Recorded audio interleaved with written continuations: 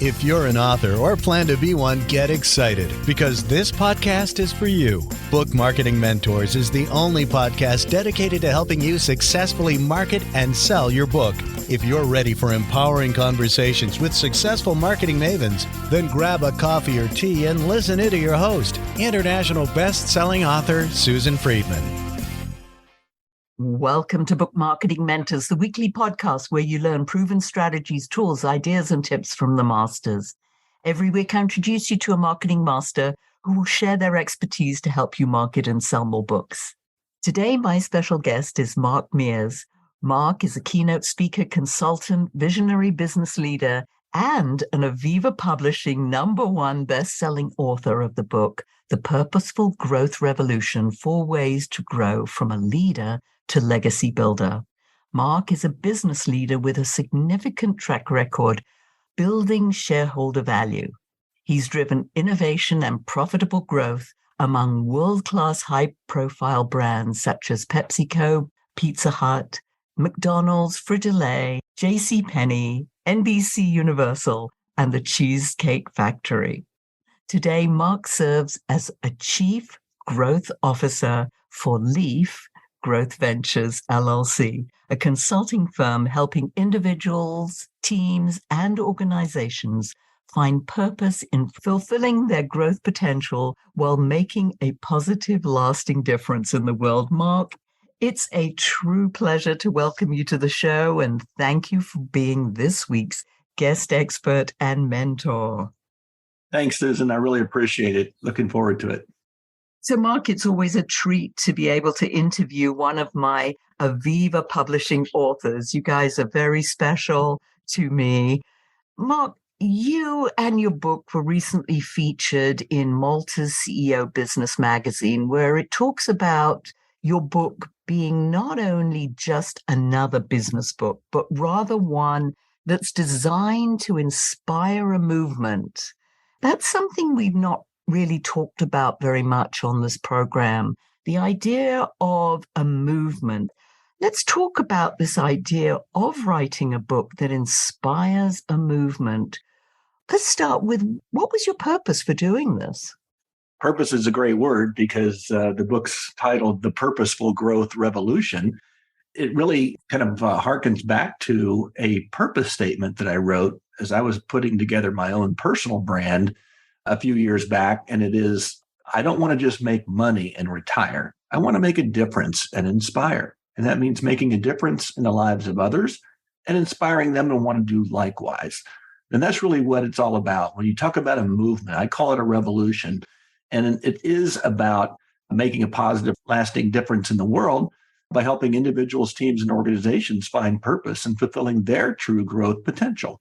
It's really a legacy. I mean, you want to leave a legacy by starting this movement. Is that correct? Yeah, actually, I refer to it as a living legacy because so many people think of legacy as something to bequeath after you're gone. And where I look at it as, what can you do every day with an investment? And I use the word investment on purpose because with any investment, it's logical and reasonable to want a return.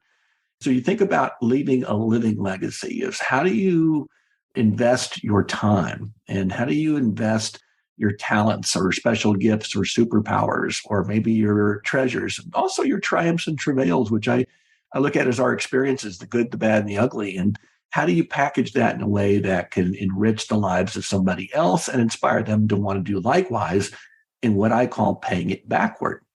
When you decided to write this book, was your mission right from the beginning to turn it into this revolution, this movement, or did that evolve as you were writing it? That's a great question, Susan. I'll be honest, I think it evolved, or I'll say revolved, as world events transpired. And like I said, this book has been chasing me for a while.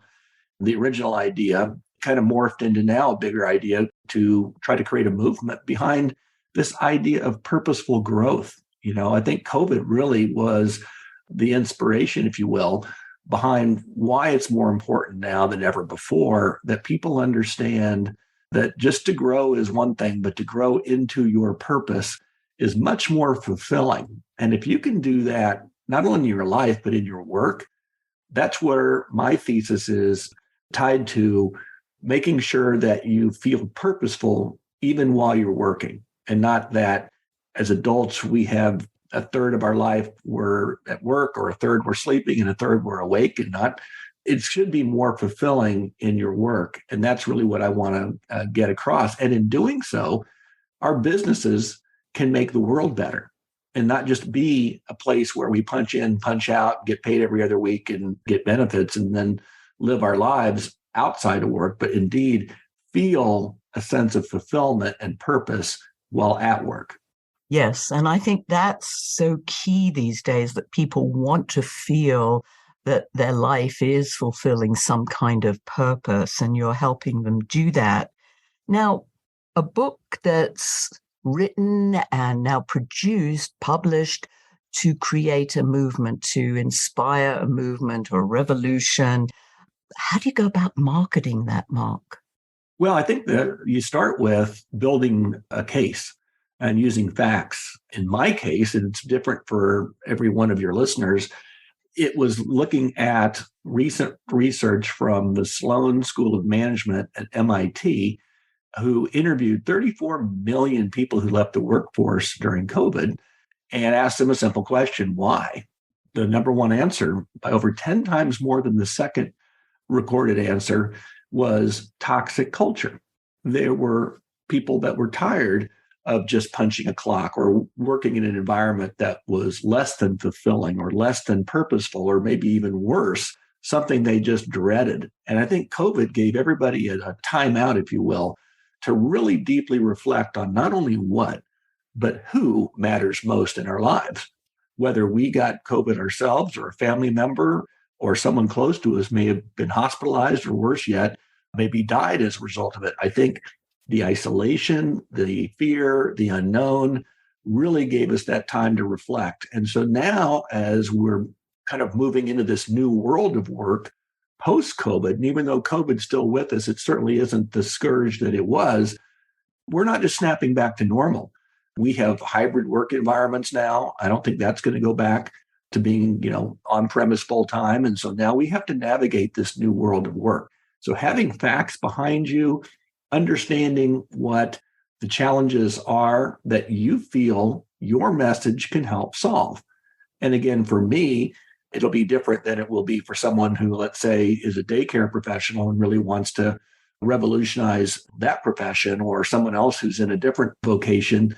But using facts to get your word out, and then using various platforms to engage with those who you feel are your target audience. For me, it's LinkedIn.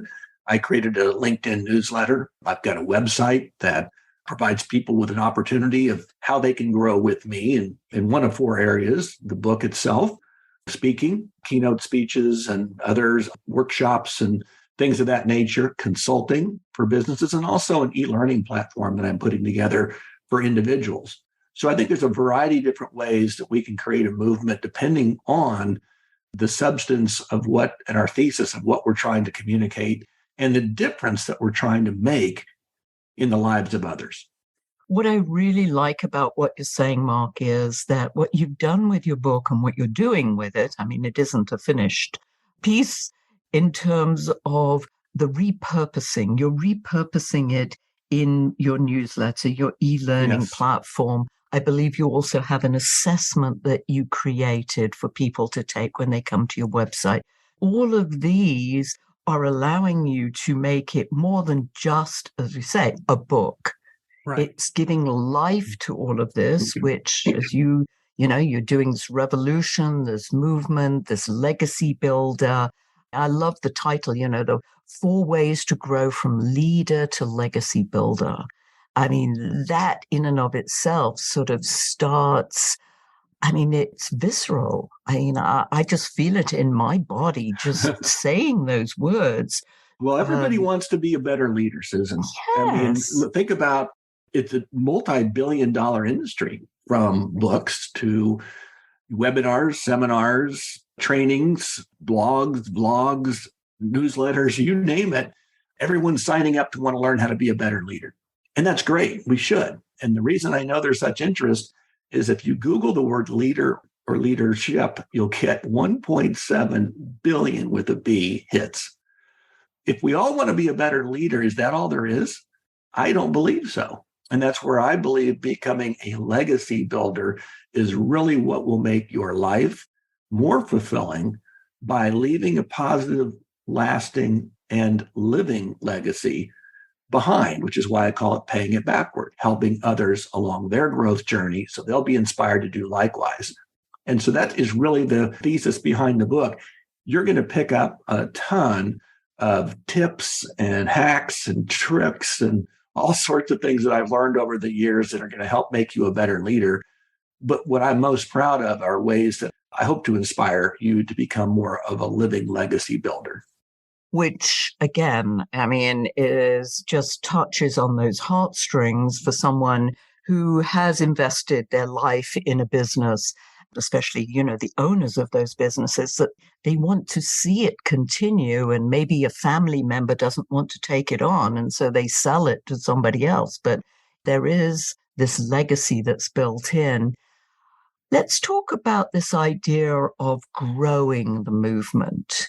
How do you see growing it? I mean, is it going to have chapters? How do you see people building on your concepts? Yeah, and I think that I'm not necessarily worried about whether it's me and my concepts or partnering with an organization that's already established. So, for example, I'm blessed to be on the Senior Leader Network for a global organization called Conscious Capitalism, Inc. It has a mission statement that resonates very deeply with me and is very closely aligned with what I stand for. And it's essentially elevating humanity through business. For me, that's what I'm trying to do. That's my niche. Is I'm a business person, and I believe that there's a lot of headwinds facing humanity, from climate change to other environmental issues, sustainability to wealth inequality. I could go on and on and on. Well, I believe that governments are not really doing what they could and should, and religious organizations can only do so much. But I believe businesses have the ability, the resources, the technologies, and the manpower and wherewithal to go beyond just making a profit, but making a difference in the lives of their communities and indeed the world. We've all seen, and maybe recently, Patagonia and what they stand for. They say, we're in business to save our home planet. That's their mission. For me, that's very inspiring. So when you are buying something, you look at what the company stands for and say, does this resonate with me? And if it does, maybe I'll pay extra for that, or maybe I'll recommend them to someone else. So a movement takes on many different points of contact.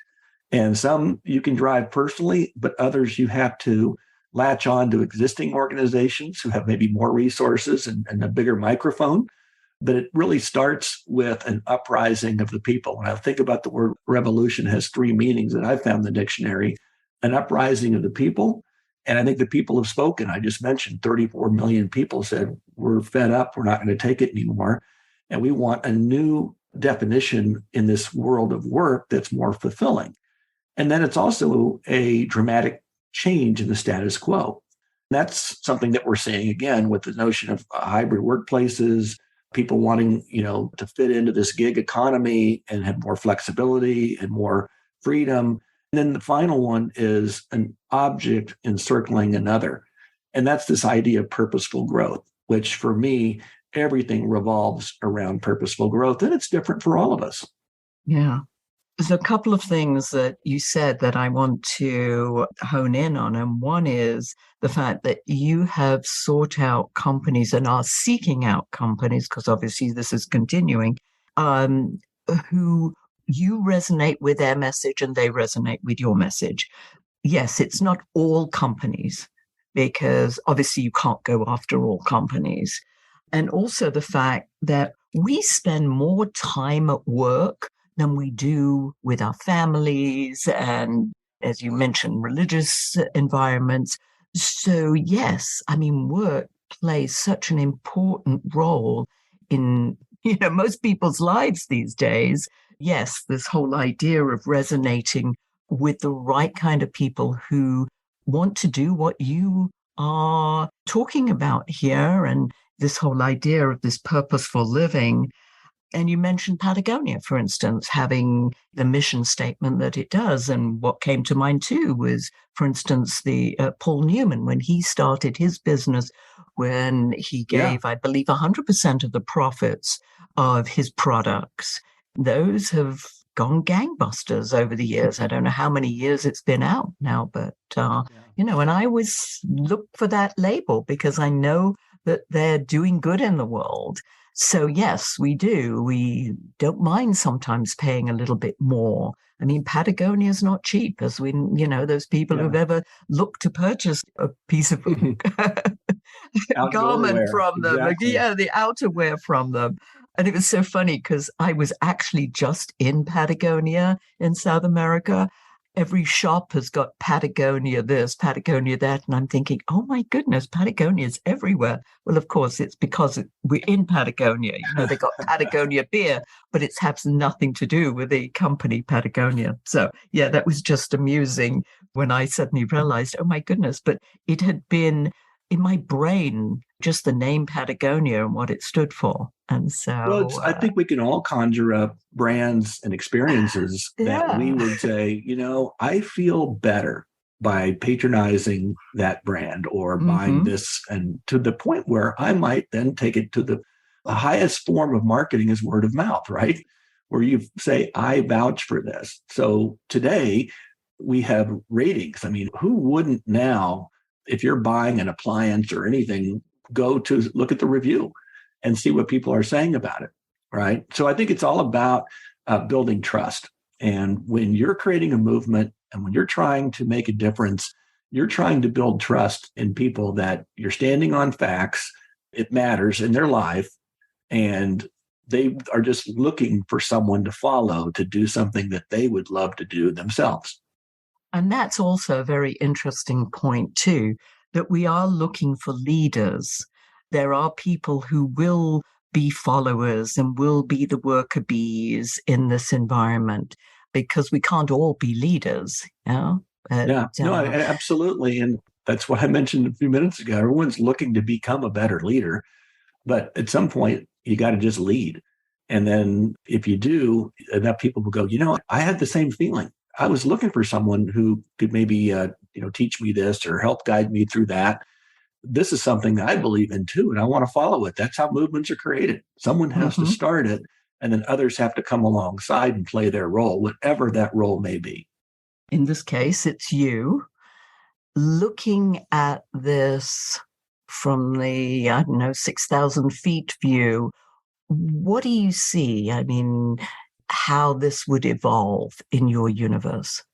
Well, that's a great question. I think every day it's kind of getting bigger and bigger as I hear from more people, as I've been blessed to serve as a guest on a great podcast such as this. It's giving me a platform to get the word out where others can say, well, how do I join this movement? Well, you can buy the book and learn a little bit more about it. You can go to my website and learn how to grow with me in those 4 areas, whether it's the book or speaking or consulting or e-learning. Look for ways that you can then pay it backwards yourself. So whatever you learn, then you have your own sphere of influence. We all have a sphere of influence, some bigger than others, but we all have a sphere of influence. So how do we take information that we've heard, strategies or tactics, and then apply them in our own life? Then how do we tell others about it and teach others about it so that it creates that ripple effect that really does create a movement over time? And what I'd love to see is more companies like Patagonia step up and take a leadership role, because once you see one domino fall, I think more start to fall. And I think that's how we have seen throughout history is it takes a catalytic event that creates a step function change. And then we don't go backwards, right? We're always moving forward and trying to progress as a civilization, but it takes one domino to fall and hit the others. And before you know it, you've got a chain reaction. And whatever role I can play in tipping that first domino over, I think there's already been some dominoes. So I don't look at it as myself as a voice crying in the wilderness. I feel like I'm just trying to amplify a movement that's been started by others, but just putting it in a different context that maybe some of us individuals can grasp. Do you see, Mark, training other people in your philosophy so that they can go out and sort of spread the word, either to other Yes. businesses or obviously within their own business, that there are people who become purposeful growth revolution revolutionaries? What would Yes. be the word? Yes. It's exactly right, Susan. I'm creating what I'm calling the Purposeful Growth Academy. Ah, And so perfect. that will be built out over time because right now I have 3 employees, me, myself, and I. Mm-hmm. And oftentimes we don't agree with one another. So for me, it's creating that catalytic spark that will then get people to want to join and then ultimately create this academy where people can go through the training and become certified, as well as working with different companies and getting the kind of results where they're going to want to recommend this approach to others, and then training other people to do what I do so that it really broadens and gets amplified to more people, more places. Well, and that's the savvy approach, because with you talking about all these billions of, companies and people in the workforce who aren't satisfied, that you can't get to all of these people. Right. You can be on a zillion podcasts, you can do a zillion speaking gigs. It's not going to do it just Mark doing this alone. It needs to be other people who jump on the bandwagon and want to support this and believe in it, because there's a belief factor. You and I were talking earlier about the idea of mindset and attitude towards this as well. Talk to us a little more about that, because I know you went through an evolution with regard to your own mindset when it came to just even birthing this baby, this book. Yeah. Well, I'll tell you, it's in the book. There's a chapter and it's called Get the FUD Out. And FUD is an acronym which stands for fear, uncertainty, doubt, and delay. And if you think about fear as, fear of failure or what will they think, uncertainty is, am I willing to give up maybe an unsatisfying status quo to reach out for what I feel I am truly called for and take the risk? And then doubt are those background voices that we often hear in our heads that are really lies that tell us you're not good enough, no one knows who you are. And it creates this imposter syndrome. And that becomes maybe a road towards self-sabotage that's like wet cement that can harden if you allow it to. And all of that then leads to delay, because with all that, who wants to move forward? So I'll just put it off for another day. Overcoming FUD has been probably the biggest mindset challenge that I've faced in my entire life. It's real. And so all of you out there who are authors, you know what I'm talking about. You may have a vision and you may be inspired, but you might be also stagnated by the FUD that can creep in. And so I have an anecdote, which is faith can overcome fear, and hope can overcome uncertainty, belief can overcome doubt, and then action, purposeful action, can overcome the paralysis of delay. Once you break through, it is a sense of freedom and peace and fulfillment that I've never felt before in my life. It's very satisfying. It's beautiful. I love that. And it's so funny because doing my book marketing mastery program, we talked about the whole mindset and attitude and then the imposter syndrome creeping in.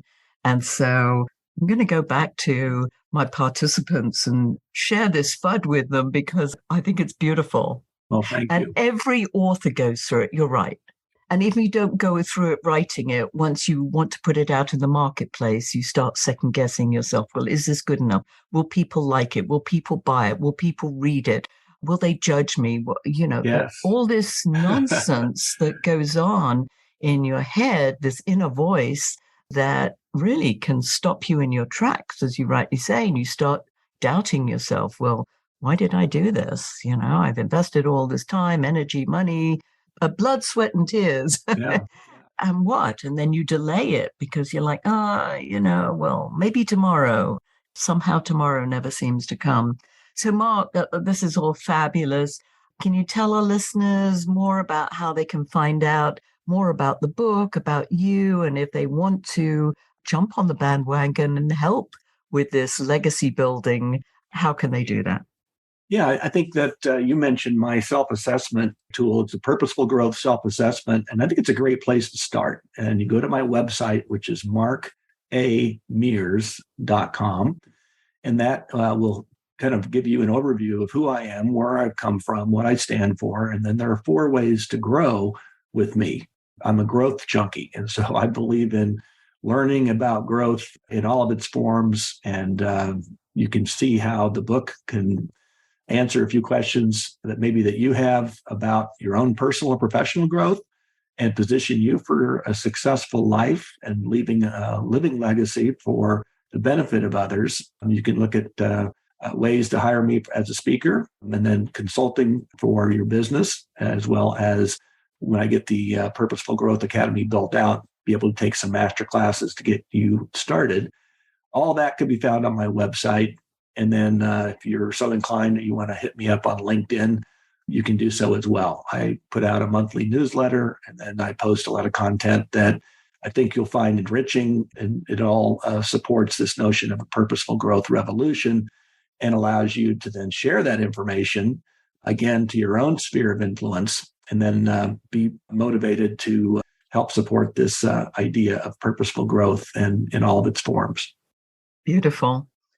And as you know, Mark, you know this podcast well. We always end with a golden nugget. What would you like to leave our listeners with? Well, I think in the spirit of purposeful growth, I would say, and my growth metaphor is all based on a leaf serving as a metaphor for growth, but also an acronym. It stands for leadership, engagement, accountability, and fulfillment, which are 4 intertwined growth processes that I found help individuals, teams, and organizations find purpose in fulfilling their true growth potential, and by doing so, paying it backward to help others. So my nugget would be always stay green and growing. Be curious, be risk-taking, reach higher than you thought you could, explore and adventure more. We're only given one life. And so stay green and growing, and you'll continue to grow tall and thrive in whatever purpose your life takes you. Yeah, I love that. That's beautiful. Yes, always stay growing. That's just the way it needs. Otherwise, as we know, the opposite is if you're not ripening and growing, you're rotting and dying. So, let's rather grow and take on that. It's beautiful. So thank you, Mark. You've been amazing. I knew you would. Thank you so much for sharing this wisdom and teaching us more about what it takes to start a movement and start a revolution. So I really appreciate you. Thank you. By the way, listeners, if your book isn't selling the way you wanted or expected to, let's you and I jump on a quick call and brainstorm ways to ramp up those sales, because you've invested a whole lot of time, energy, and money, and it's time you got the return you were hoping for.